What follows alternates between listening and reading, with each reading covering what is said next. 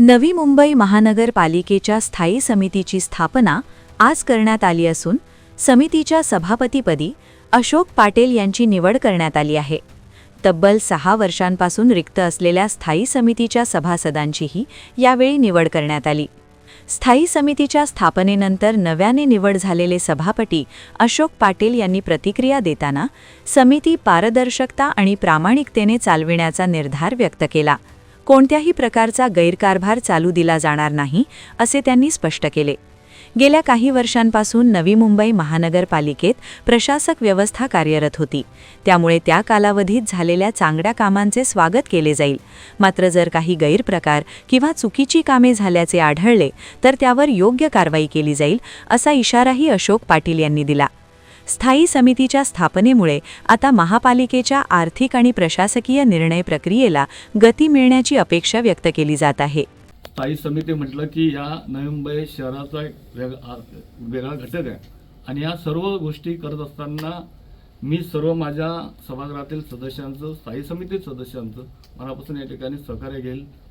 आपण पत्रकार बंधूसुद्धा नेहमी मला सातत्यानं सहकार्य करालच। माझे या ठिकाणी नवी मुंबईतील सर्व नागरिक असतील आणि नागरिकांच्या समस्या सोडवण्यासाठी मी खऱ्या अर्थाने या नवी मुंबई शहरातला जो नागरिकांच्या करातून आलेला पैसा हा योग्य ठिकाणी नागरिकांसाठी ज्या कामाची आवश्यकता आहे त्या कामं करण्यासाठी नक्कीच या आपल्या सर्वांच्या सहकार्याने या ठिकाणी खर्च केला जाईल आणि त्या ठिकाणी त्यांची कामं केली जाईल। चुकीच्या गोष्टी आल्यानंतर त्या गोष्टी खऱ्या अर्थाने ते योग्य आहे काम करण्यासाठी की नाही याची सुद्धा तपासणी केली जाईल। त्यामुळं ज्या या खुर्चीला प्रामाणिकपणे आदरणीय गणेशजी नाईक साहेबांनी ज्या विश्वासानं बसवलं त्या विश्वासाला कधी मी तडा जाऊन देणार नाही। आदरणीय गणेशजी नाईक साहेबांचा एक प्रामाणिक कार्यकर्ता म्हणून सातत्याने हरिल विधानसभा मतदारसंघामध्ये प्रभाग क्रमांक 5 मध्ये ज्या पद्धतीनं मला या माझ्या सर्व मायबाप जनतेने, नागरिकांनी, रहिवासी बंधू भगिनींनी मला ज्या विश्वासानं चांगल्या पद्धतीनं या ठिकाणी गेले 3 टर्म मला आणि माझ्या पत्नीला 1 टर्म असं 4 वेळा निवडून दिलं, ज्या विश्वासानं निवडून दिलं त्या विश्वासाला मी कधी तोडा जाऊन देणार नाही।